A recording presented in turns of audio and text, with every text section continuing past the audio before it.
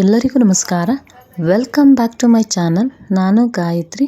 ಇವತ್ತು ನಾನು ಸ್ಪೆಷಲ್ಲಾಗಿ ಒಂದು ಕಾಯಿ ಗೊಜ್ಜು ಮಾಡೋಣ ಅಂದ್ಕೊಂಡಿದ್ದೀನಿ. ಇದು ಯಾವ ಕಾಯಿ ಅಂತ ನೀವೇ ನೋಡಿ. ಇದು ಯಾವ ಕಾಯಿ ಗೊತ್ತಾ? ತಿಂಡಕಾಯಿ ಅಂತ. ಇದನ್ನು ನಾನು ಉದ್ದುದಕ್ಕೆ ಕಟ್ ಮಾಡಿ ಇಟ್ಕೊಂಡಿದ್ದೀನಿ ಗೊಜ್ಜು ಮಾಡೋಣ ಅಂತ, ಮಸಾಲೆ ಗೊಜ್ಜು ಮಾಡೋಣ ಅಂತ. ಬನ್ನಿ ನೋಡೋಣ ಮಸಾಲೆ ತಿಂಡಕಾಯಿ ಗೊಜ್ಜಿಗೆ ಏನೇನು ಇಂಗ್ರೀಡಿಯೆಂಟ್ಸ್ ಬೇಕಂತ ನೋಡೋಣ ಬನ್ನಿ. ನಾನೀಗ ಹೆಸ್ರು ಕಾಳು, ಕಡಲೆಕಾಳು ಎಲ್ಲ ನೆನೆಸ್ಕೊಂಡು ಹಿಂದಿನ ದಿವಸನೇ ಎಲ್ಲ ನೆನೆಸಿಟ್ಕೊಂಡಿದ್ದೆ. ಈಗ ಇದನ್ನು ಒಂದು ಪಾತ್ರೆಗೆ ಹಾಕ್ಕೊಳ್ತಾ ಇದ್ದೀನಿ. ಪಾತ್ರೆಗೆ ಹಾಕ್ಕೊಂಡು ಒಂದೆರಡು ಸಲ ತೊಳ್ಕೊಳ್ತೀನಿ. ಹೀಗೆ ಒಂದೆರಡು ಸಲ ತೊಳ್ಕೊಂಡಿದ್ದಾದ್ಮೇಲೆ ನೀವು ಇನ್ನೂ ಬೇಕಿದ್ರೆ ಕಾಳುಗಳನ್ನ ಮೊಳಕೆ ಕಟ್ಟು ಮಾಡ್ಬೋದು. ತುಂಬ ಚೆನ್ನಾಗಿರುತ್ತೆ, ಹೆಲ್ತಿ ಫುಡ್ಡು ಕೂಡ. ಈಗ ಒಂದು ಕುಕ್ಕರ್ ತೊಗೊಂಡಿದ್ದೀನಿ. ಕುಕ್ಕರ್ಗೆ ಈ ಕಾಳನ್ನೆಲ್ಲ ನೆನೆಸಿಟ್ಕೊಂಡಿದ್ನಲ್ಲ ಅದನ್ನೆಲ್ಲ ಹಾಕ್ಕೊಳ್ತಾ ಇದ್ದೀನಿ. ನೀರು ಹಾಕ್ಕೊಳ್ಳೋಣ. ಈಗ ಬೇಯೋಕ್ಕೆ, ನಾವು ಕಾಳು ಬೇಯೋಕ್ಕೆ ನೀರು ಹಾಕ್ಕೊಳ್ಬೇಕು. ನಾವಿದ್ರ ಜೊತೆ ತಿಂಡನೂ ಹಾಕ್ಕೊಳ್ತಾ ಇದ್ದೀವಿ. ರುಚಿಗೆ ತಕ್ಕಷ್ಟು ಉಪ್ಪು ಹಾಕ್ಕೊಳ್ಳೋಣ. ಈಗ ಉಪ್ಪು ಹಾಕ್ಕೊಂಡಿದ್ದಾದ್ಮೇಲೆ ಇವಾಗ ನಾವು ಲಿಡ್ನ ಕ್ಲೋಸ್ ಮಾಡ್ಕೊಂಬಿಡೋಣ. ಲಿಡ್ನ ಕ್ಲೋಸ್ ಮಾಡಿಕೊಂಡು ಒಂದು 3 ವಿಷಿಲ್ ಕೂಗಿಸ್ಕೊಳ್ಳೋಣ. ಈಗ ನಾನು ಸ್ಟವ್ ಹಚ್ಕೊಂಡು ಕುಕ್ಕರ್ ಇಟ್ಟಿದ್ದೀನಿ ಸ್ಟವ್ ಮೇಲೆ. ಈಗ ನಾವು ಮಸಾಲೆಗೆ ರೆಡಿ ಮಾಡ್ಕೊಳ್ಳೋಣ. ನಾನು ಮಿಕ್ಸಿ ಜಾರ್ಗೆ ಚಕ್ಕೆ ಒಂದೆರಡು ಪೀಸು, ಲವಂಗ ಒಂದು 5 ಹಾಕ್ಕೊಂಡಿದ್ದೀನಿ, ತೆಂಗಿನಕಾಯಿ ಹಾಕ್ಕೊಂಡಿದ್ದೀನಿ, ಈರುಳ್ಳಿ ಒಂದೆರಡು ಹಾಕ್ಕೊಳ್ತಾ ಇದ್ದೀನಿ, ಬೆಳ್ಳುಳ್ಳಿ ಒಂದು ಹಿಡಿ ಹಾಕ್ಕೊಳ್ತಾ ಇದ್ದೀನಿ, ಶುಂಠಿ 1 ಇಂಚ್ ಹಾಕ್ಕೊಳ್ತಾ ಇದ್ದೀನಿ. ಈಗ ಟೊಮೆಟೊನ ದಪ್ಪಗೆ ಕಟ್ ಮಾಡಿ ಇಟ್ಕೊಂಡಿದ್ದೆ, ಅದನ್ನು ಹಾಕ್ಕೊಳ್ತಾ ಇದ್ದೀನಿ. ಹಾಕ್ಕೊಂಡು ಕೊತ್ತಂಬರಿ ಸೊಪ್ಪು ಹಾಕ್ಕೊಳ್ತಾ ಇದ್ದೀನಿ ಸ್ವಲ್ಪ.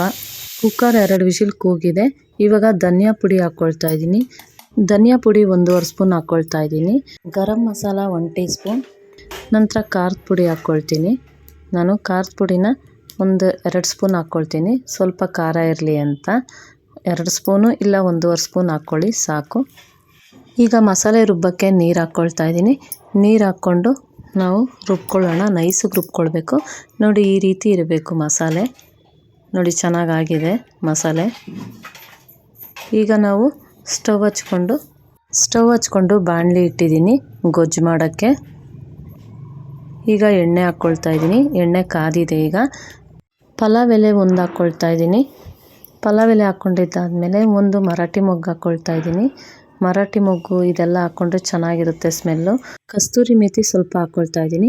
ಇವಾಗ ಈರುಳ್ಳಿ ಉದ್ದುದಕ್ಕೆ ಕಟ್ ಮಾಡಿ ಇಟ್ಕೊಂಡಿದ್ದೆ, ಅದನ್ನು ಹಾಕ್ಕೊಳ್ತಾ ಇದ್ದೀನಿ. ಹಸಿಮೆಣ್ಸಿನ್ಕಾಯಿ ಒಂದು 4 ತೊಗೊಂಡಿದ್ದೆ, ಉದ್ದುದಕ್ಕೆ ಕಟ್ ಮಾಡಿ ಇಟ್ಕೊಂಡಿದ್ದೀನಿ, ಅದನ್ನು ಹಾಕ್ಕೊಳ್ತಾ ಇದ್ದೀನಿ.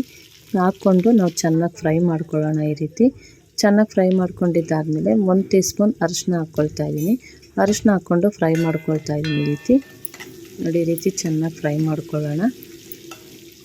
ಸ್ವಲ್ಪ ಚೆನ್ನಾಗಿ ಫ್ರೈ ಮಾಡ್ಕೊಂಡಿದ್ದಾದಮೇಲೆ ನಂತರ ನಾವು ಮಸಾಲೆನ ರುಬ್ಬಿಟ್ಕೊಂಡಿದ್ವಲ್ಲ, ಆ ಮಸಾಲೆನ ಇದಕ್ಕೆ ಹಾಕ್ಕೊಂಡು ಹಸಿ ವಾಸನೆ ಹೋಗೋವರೆಗೂ ಚೆನ್ನಾಗಿ ಫ್ರೈ ಮಾಡ್ಕೊಳ್ಳೋಣ. ಇಲ್ಲಾಂದರೆ ಮಸಾಲೆ ಸ್ಮೆಲ್ ಇರುತ್ತೆ. ಅದಕ್ಕೋಸ್ಕರ ಚೆನ್ನಾಗಿ ನಾವು ಫ್ರೈ ಮಾಡ್ಕೊಳ್ಬೇಕಾಗುತ್ತೆ. ಆವಾಗ ಹಸಿ ವಾಸನೆ, ಮಸಾಲೆ ವಾಸನೆಯೂ ಇರಲ್ಲ. ನಾವು ಚೆನ್ನಾಗಿ ಫ್ರೈ ಮಾಡಿಕೊಂಡ್ರೆ ನೋಡಿ ಈ ರೀತಿ ಚೆನ್ನಾಗಿ ಫ್ರೈ ಮಾಡ್ಕೊಳ್ಳೋಣ. ಈ ಕಡೆ ಕುಕ್ಕರಲ್ಲಿ ನಾವು ಕಾಳು ಬೇಯಿಸೋಕೆ ಇಟ್ಟಿದ್ವಲ್ಲ, ಅದೆಲ್ಲ ಬೆಂದಿದೆಯಾ ನೋಡೋಣ. ನೋಡಿ ಚೆನ್ನಾಗಿ ಬೆಂದಿದೆ, ಎಲ್ಲ ಮೆತ್ತಗಾಗಿದೆ, ಚೆನ್ನಾಗಿ ಬೆಂದಿದೆ ಈ ಕಾಯಿ. ನೋಡಿ ಎಲ್ಲ ಬೆಂದಿದೆ, ಕಾಳುಗಳು ಬೆಂದಿದೆ, ತಿಂಡನೂ ಬೆಂದಿದೆ, ಎಲ್ಲ ಚೆನ್ನಾಗಿ ಬೆಂದಿದೆ ನೋಡಿ. ಇವಾಗ ಈ ಮಸಾಲೆ ಫ್ರೈ ಮಾಡ್ಕೊಳ್ತಾ ಇದ್ದೀವಲ್ಲ, ಈ ಮಸಾಲೆಗೆ ನಾವು ಈ ಕಾಳುಗಳನ್ನ ಮಿಕ್ಸ್ ಮಾಡ್ಕೊಳ್ಳೋಣ. ಕಾಳುಗಳು, ತಿಂಡ ಅದೆಲ್ಲ ಇದಕ್ಕೆ ಹಾಕ್ಕೊಂಡು ಮಿಕ್ಸ್ ಮಾಡ್ಕೊಳ್ಳೋಣ. ಈ ರೀತಿ ಇದಕ್ಕೂ ಒಂದು ಸ್ವಲ್ಪ ಉಪ್ಪು ಹಾಕ್ಕೊಳ್ಳೋಣ. ಯಾಕಂದರೆ ನಾವು ಕಾಳುಗಳೆಲ್ಲ ಬೇಯಿಸುವಾಗ ನಾವು ಉಪ್ಪು ಹಾಕಿದ್ದೀವಿ. ಈಗ ಮಸಾಲೆಗೆ ಒಂದು ಸ್ವಲ್ಪ ಹಾಕೋಣ. ನೋಡಿಕೊಂಡು ಉಪ್ಪು ಹಾಕ್ಕೊಳ್ಳಿ. ಉಪ್ಪು ಖಾರ ಎರಡೂ ಅಷ್ಟೇ, ನಿಮ್ಗೆ ಎಷ್ಟು ಖಾರ ಬೇಕೋ ಅಷ್ಟು ಹಾಕ್ಕೊಳ್ಳಿ. ಉಪ್ಪು ಅಷ್ಟೇ, ನಿಮ್ಗೆ ಎಷ್ಟು ಬೇಕೋ ಅಷ್ಟು ಹಾಕ್ಕೊಳ್ಳಿ. ಕೆಲವರು ಸಪ್ಪೆ ತಿನ್ನೋರು ಇರ್ತಾರೆ, ಸ್ವಲ್ಪ ಉಪ್ಪನ್ನ ಕಡಿಮೆ ತಿನ್ನೋರು ಇರ್ತಾರೆ. ಅದಕ್ಕೆ ನೋಡಿಕೊಂಡು ನಿಮ್ಗೆ ಉಪ್ಪು ಹಾಕ್ಕೊಳ್ಳಿ ಎಷ್ಟು ಬೇಕಂತಷ್ಟು. ನೋಡಿ ಇವಾಗೆಲ್ಲ ಕುದಿ ಬರ್ತಾ ಇದೆ, ಮಸಾಲೆ ಚೆನ್ನಾಗಿ ಫ್ರೈ ಆಯಿತು ಮತ್ತು ಕುದಿ ಬರ್ತಾ ಇದೆ. ಈಗ ತಿಂಡ, ಈ ಕಾಳುಗಳೆಲ್ಲ ಬೇಯಿಸಿಟ್ಕೊಂಡಿದ್ನಲ್ಲ ಅದನ್ನೆಲ್ಲ ಹಾಕ್ಕೊಂಡು ಒಂದು ಒಳ್ಳೆ ಮಿಕ್ಸ್ ಕೊಡೋಣ. ಈ ರೀತಿ ಚೆನ್ನಾಗಿ ಮಿಕ್ಸ್ ಮಾಡ್ಕೊಳ್ಳೋಣ. ನೋಡಿ ಇವಾಗ ಚೆನ್ನಾಗಿ ಮಿಕ್ಸ್ ಆಗ್ತಾಯಿದೆ.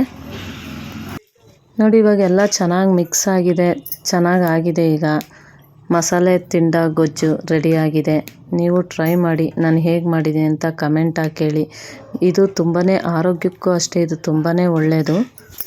ಇನ್ನೂ ತುಂಬಾ ಉಪಯೋಗಗಳಿದೆ ಈ ತಿಂಡಕಾಯಿಂದ, ಅಷ್ಟು ಹೆಲ್ತಿ ಬೆನಿಫಿಟ್ಸ್ ಇದು. ಶುಗರ್ ಇರೋರ್ಗಂತೂ ತುಂಬಾ ಒಳ್ಳೆಯದು ಇದು. ಈ ಗೊಜ್ಜು ಮಾಡ್ಕೊಂಡು ತಿನ್ನೋದ್ರಿಂದ ಪಲ್ಯನೂ ಮಾಡ್ಕೊಂಡು ತಿನ್ಬೋದು. ನಾನು ಈ ರೀತಿ ಮಸಾಲೆ ಗೊಜ್ಜು ಮಾಡಿದ್ದೀನಲ್ಲ, ಆ ರೀತಿ ನೀವು ಟ್ರೈ ಮಾಡಿ ಹೇಗಿದೆ ಅಂತ ಹೇಳಿ. ಸರ್ವಿಂಗ್ ಪ್ಲೇಟ್ಗೆ ಹಾಕ್ತಾಯಿದ್ದೀನಿ. ತಿಂಡ ಗೊಜ್ಜನ್ನ ನೀವು ಚಪಾತಿಗೆ, ಅನ್ನಕ್ಕೆ, ರೊಟ್ಟಿಗೆ, ಅಕ್ಕಿ ರೊಟ್ಟಿಗೆ ಎಲ್ಲ ಹಾಕ್ಕೊಂಡು ತಿನ್ಬೋದು. ರಾಗಿ ರೊಟ್ಟಿಗೂ ತಿನ್ಬೋದು, ಅಷ್ಟು ಚೆನ್ನಾಗಿರುತ್ತೆ. ಮಸಾಲೆ ತಿಂಡಕಾಯಿ ಗೊಜ್ಜು ರೆಡಿಯಾಗಿದೆ. ನೀವು ಟ್ರೈ ಮಾಡಿ ಫ್ರೆಂಡ್ಸ್. ನಾನು ಹೇಗೆ ಮಾಡಿದ್ದೀನಿ ಅಂತ ಕಮೆಂಟ್ ಹಾಕಿ ಹೇಳಿ. ನನ್ನ ವಿಡಿಯೋ ಇಷ್ಟ ಆದರೆ ಲೈಕ್ ಮಾಡಿ, ಕಮೆಂಟ್ ಮಾಡಿ, ಶೇರ್ ಮಾಡಿ ಫ್ರೆಂಡ್ಸ್. ಮತ್ತು ಸಬ್ಸ್ಕ್ರೈಬ್ ಮಾಡ್ಕೊಂಡು ನೋಡಿ. ನೀವು ಸಬ್ಸ್ಕ್ರೈಬ್ ಮಾಡ್ಕೊಂಡು ನೋಡಿದ್ರೆ ನಾನು ಯಾವುದೇ ಒಂದು ವಿಡಿಯೋ ಹಾಕಿದ್ರು ಫಸ್ಟ್ ನೋಟಿಫಿಕೇಷನ್ ನಿಮಗೆ ಬರುತ್ತೆ. ಹೀಗೆ ಸಪೋರ್ಟ್ ಮಾಡ್ತಾಯಿರಿ. Thank you friends.